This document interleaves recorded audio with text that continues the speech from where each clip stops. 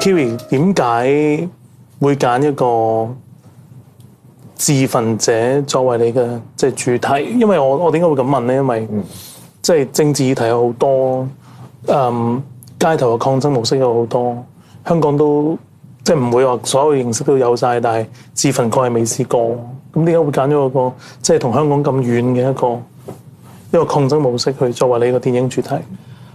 因為個題目叫10年，係想講10年之後嘅。咁我就大膽咁樣諗，10年之後其實應該好多嘢發生啦。如果要好多嘢要升級嘅話，應該都係升級得好緊要啦。應該。咁我就憑住呢一個想像就諗，即係如果個抗爭係去到最極致係乜嘢咧？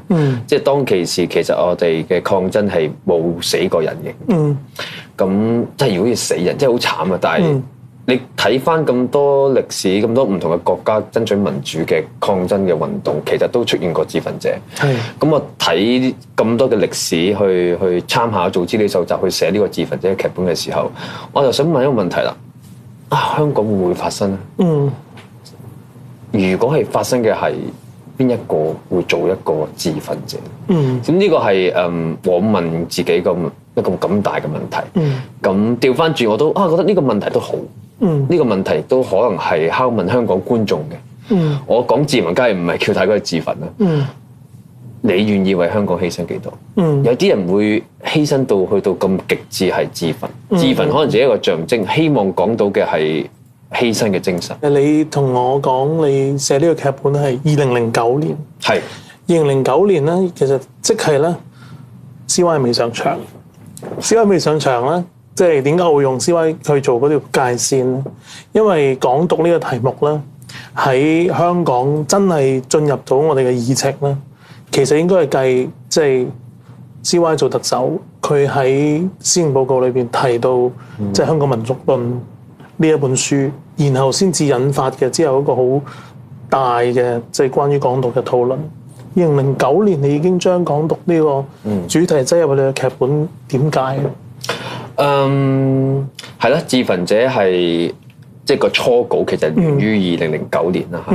咁當其時對於我嚟講，2009年其實大家香港人係爭取緊2012雙普選。咁但係當其時嘅官員啊，比較咁感覺又係你又好似呃我。我哋當年03、04爭取07、08噶嘛，應該你熟過我。OK， 咁但係爭取唔到 ，OK 要有時間表，要循序漸進。咁我哋 OK 09年爭取2012。跟住你又係咁，但係一下由嗰度就嘣就跳咗去，即係一種青年人去追求香港獨立嘅一個主題。有一樣嘢係叫做刺激，嗰種刺激係我需要去刺激自己又好，even 觀眾都好。你要去討論一樣嘢，或者你去諗將來嘅時候，其實你係要一啲嘅所謂嘅敏感，或者係去刺激我哋嘅思考。而我覺得嗰陣時，我好強調嘅係，即係香港獨立點解唔講得？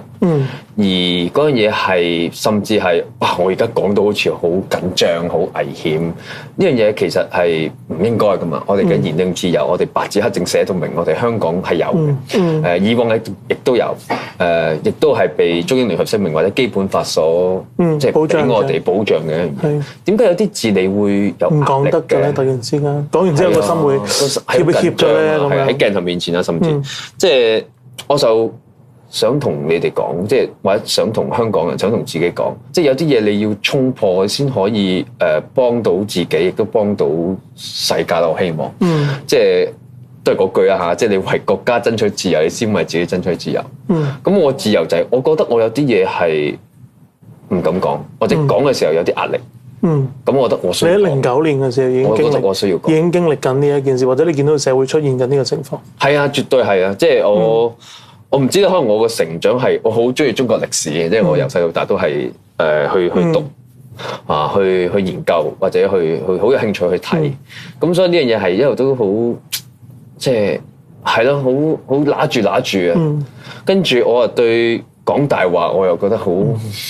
即係我個人嚟講係又接受唔到人講大話嘅，官啊或者係係啊，呢樣嘢係好扎心啊！咁所以去到其實都好耐噶啦，嚇，去09年我都自己都幾引導啊。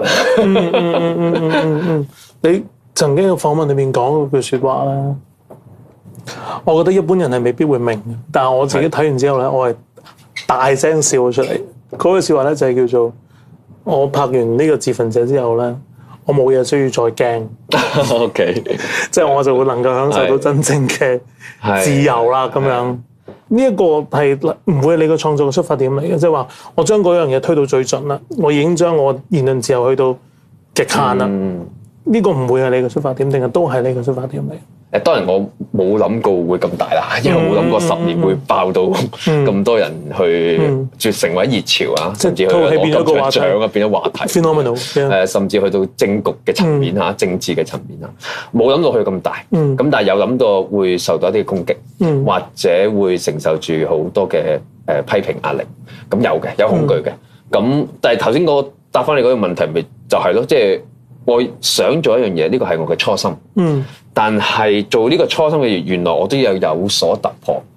咁我就係咯，我想呢個作品就變咗，我可以達至我嘅初心。我對政局，我對香港好着緊。我想去表達，我想去求出路，我想去衝破一啲言論自由嘅限制，或者無名嘅即係莫名嘅恐懼啦。即係呢個我想去衝破。咁呢樣嘢係同時間通過一個電影係能夠做到，而慶幸即係咯，即係天時地利人和啦嚇。呢套戲我09年開始寫，跟住去到有人邀請我喺雨傘運動之後去完成咗呢個作品。其實某程度上都係梳理咗我去喺雨傘運動嗰種無力感。創作就係一個你對我嚟講，即係好私密嚟講都係一種療愈咯。因為有啲嘢你係可以宣泄咗。有啲嘢你要。山後有冇改過劇本？係要咁。有一定有。有冇啲咩最重要嘅地方改動咗？最重要嘅係我加咗賣汽油嗰個老闆嗰個段落咯。因為我散後覺得點解仍然有好多人覺得政治唔關佢事嘅？咁我就創作嗰個角色就係佢只係一個五金鋪老闆，就賣咗汽油俾嗰個所謂自焚者，而佢唔知道佢攞去自焚，都牽涉其中。咁我就係即係都係散後俾我好大嘅想法。哎呀，仲係咁多人未醒嘅，點解覺得政治唔關你事嘅？乜嘢都關你事，乜嘢都關政治事㗎啦，梗係。咁呢樣嘢係加咗落去咯。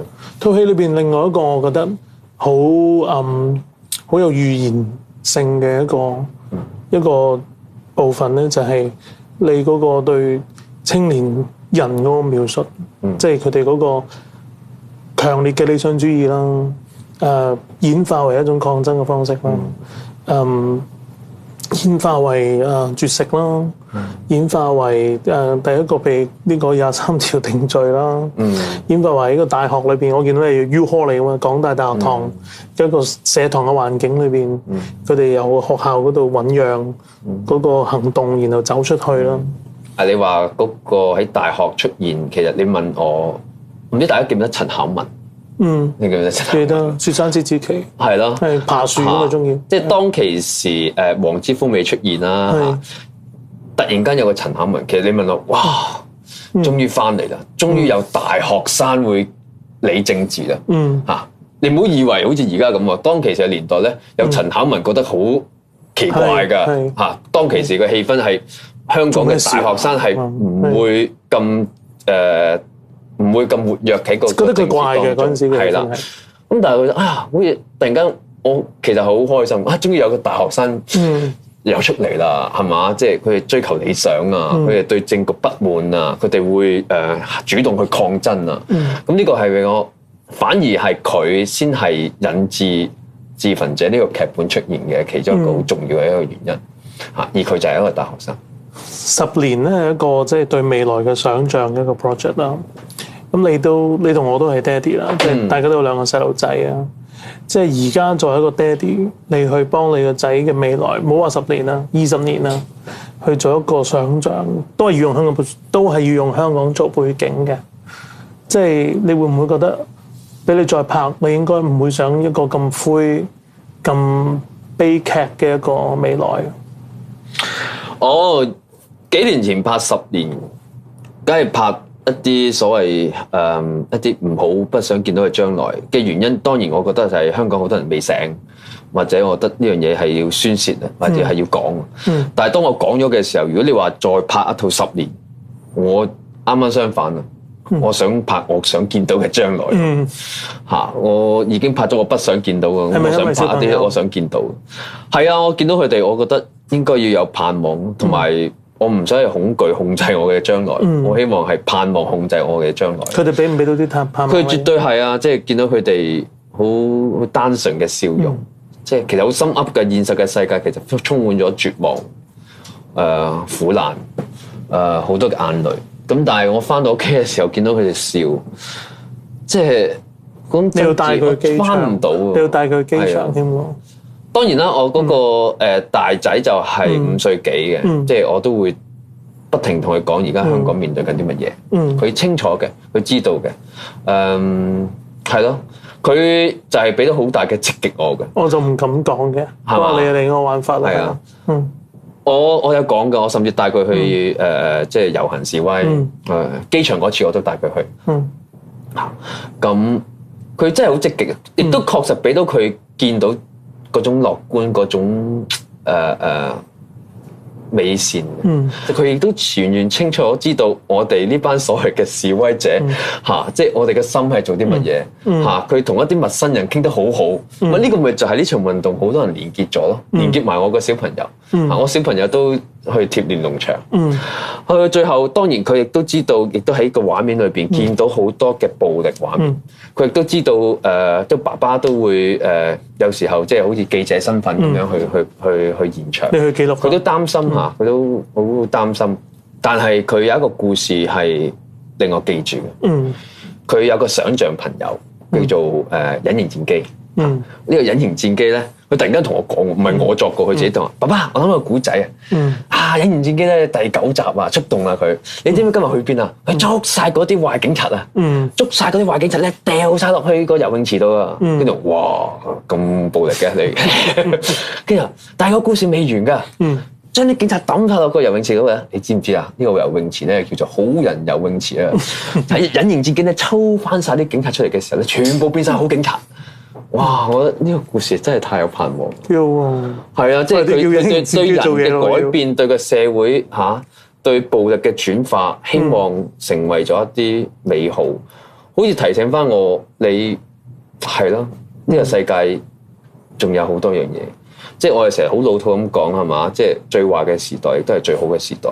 其實佢感受緊呢啲嘢，佢感受緊呢個世界有啲嘢係付出緊，有啲嘢係承受緊。呢啲嘢佢好清楚。咁但係我希望我教到佢嘅觀念，就好似嗰個故事一樣。我希望嗰個故事繼續俾到佢，同時間亦都俾到我。